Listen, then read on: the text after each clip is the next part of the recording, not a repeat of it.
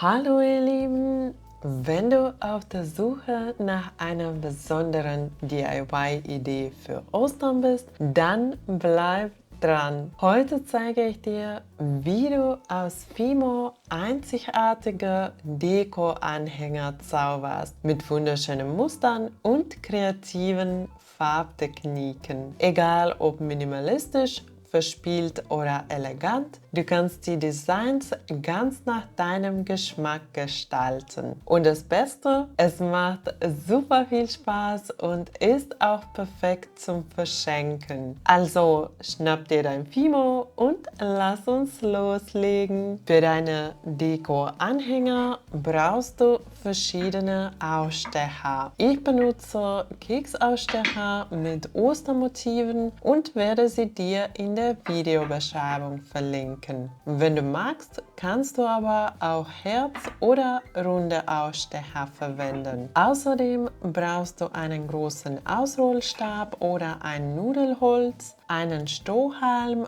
und für dekorative Elemente einen Ausrollstab mit Muster sowie Rosmarin, Thymian und Lavendel. Du kannst aber auch andere Pflanzen oder Spitze zum Prägen verwenden. Zuerst rollst du das Fimo aus. Es sollte nicht zu dünn sein, sonst wären deine Anhänger sehr brüchig und bleiben beim Trocknen nicht flach. Wenn du einen Ausrollstab mit Muster verwendest, rollst du jetzt langsam über das ausgerollte Fimo und drückst dabei fest, um das Muster auf das Fimo zu übertragen. Wiederhole diesen Schritt, bis das gesamte Fimo mit dem Muster bedeckt ist. Dann suchst du dir deine Ausstecher aus und stichst die Anhänger aus. Mit dem Strohhalm machst du ein Loch, damit du die Teile später aufhängen kannst. Ich glätte die Ränder gerne mit den Fingern, da die Kanten beim Ausstechen oft nicht ganz glatt werden.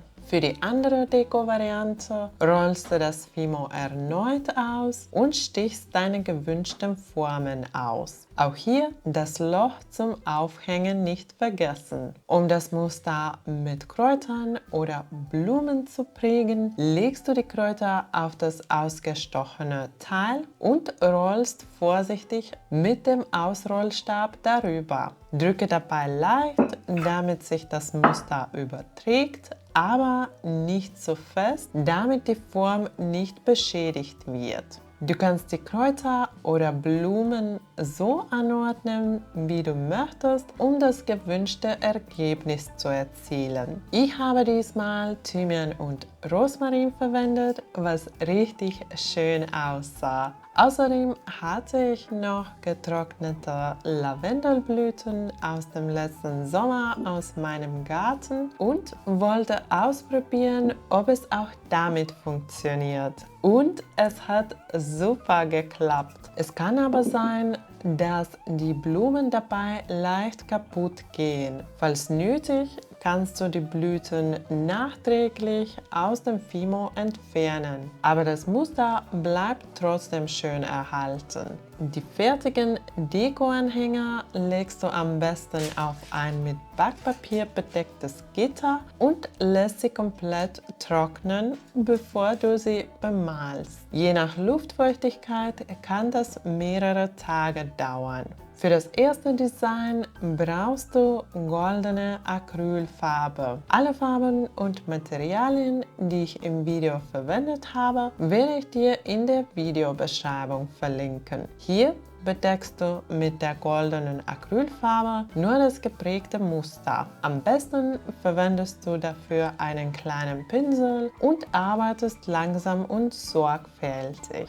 Die erste Schicht wird nicht ganz deckend, daher empfehle ich, sie erst komplett trocknen zu lassen und dann eine zweite Schicht aufzutragen. Mit 2 Schichten wird die goldene Farbe richtig schön deckend. Danach lässt du alles wieder komplett trocknen, am besten über Nacht. Wenn du möchtest, kannst du die Anhänger anschließend mit einem Lack versiegeln. Für das zweite Design brauchst du grüne Acrylfarbe, Wasser und einen Pinsel. Zuerst vermischst du ganz wenig Farbe mit Wasser, um ein helles Grün zu erhalten und trägst es auf das Muster auf.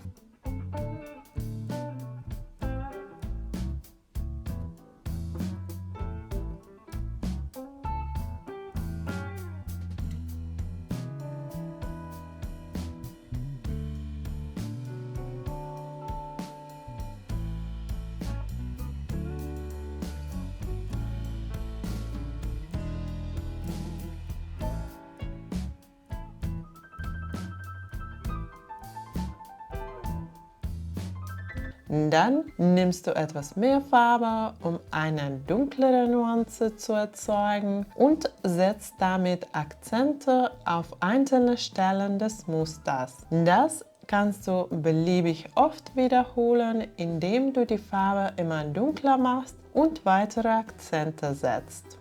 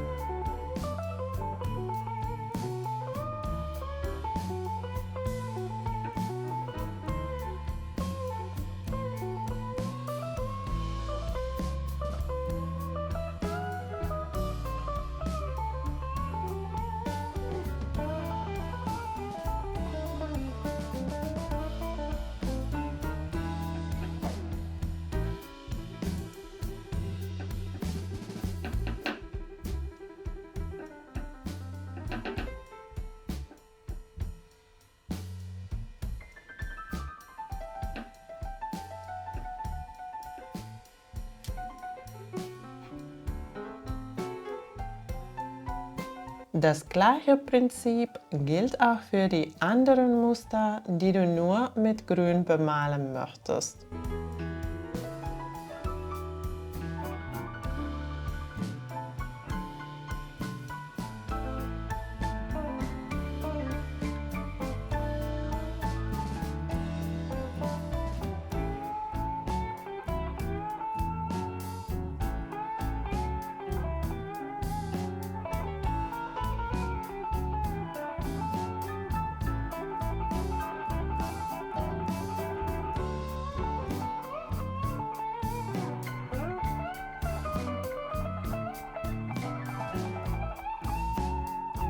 Für das Lavendeldesign benötigst du zusätzlich lila Farbe. Hier verfährst du genauso. Erst mischst du die lila Farbe mit etwas Wasser für einen helleren Ton und trägst sie auf.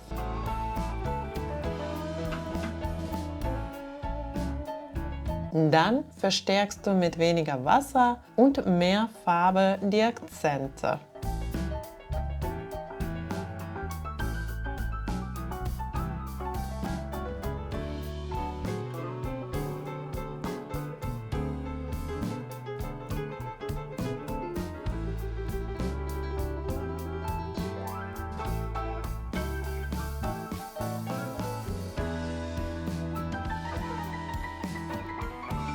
Zum Schluss malst du den Stiel mit einem dünnen Pinsel und grüner Farbe.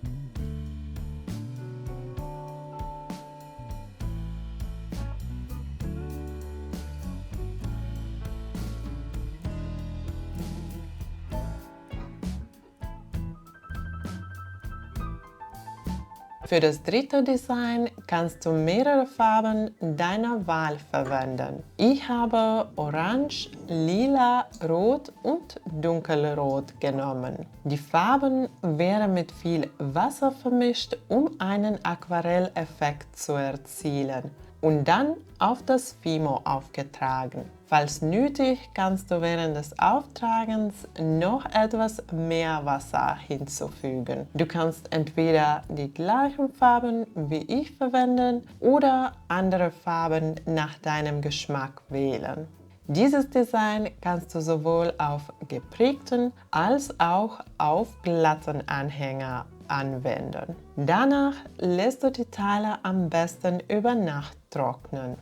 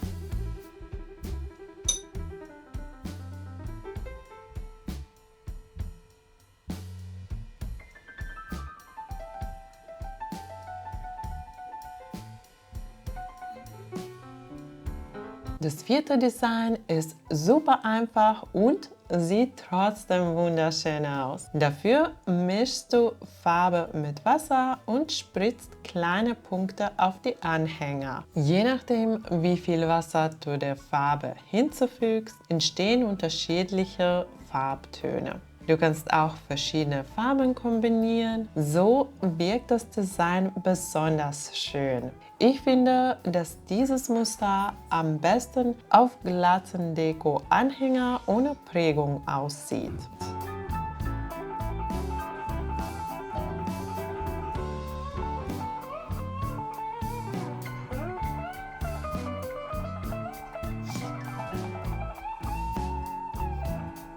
Sobald alle Teile vollständig getrocknet sind, kannst du sie mit Lack versiegeln. Dadurch werden die Farben etwas intensiver und gleichzeitig geschützt. Am besten trägst du eine ganz dünne Schicht Lack gleichmäßig auf. Ich habe die erste Schicht trocknen lassen und dann eine zweite aufgetragen. Aber das ist kein Muss. Eine Schicht reicht normalerweise aus, um die Farbe zu schützen. Ich habe einen glänzenden Lack verwendet, aber die Teile sind nicht besonders glänzend geworden, was mir trotzdem gut gefallen hat. Sobald alles komplett trocken ist, kannst du noch eine Schnur befestigen, um die Deko-Anhänger aufzuhängen. Und das war's, deine selbstgemachte Osterdeko ist fertig. Ich finde, sie sieht einfach wunderschön aus. Welche Variante gefällt dir am besten? Schreib mir gerne in die Kommentare. Vergiss nicht, dem Video ein Like zu geben und meinen Kanal zu abonnieren, wenn du Lust auf mehr kreative Ideen hast. Bis zum nächsten Mal und frohes Basteln. Tschüss!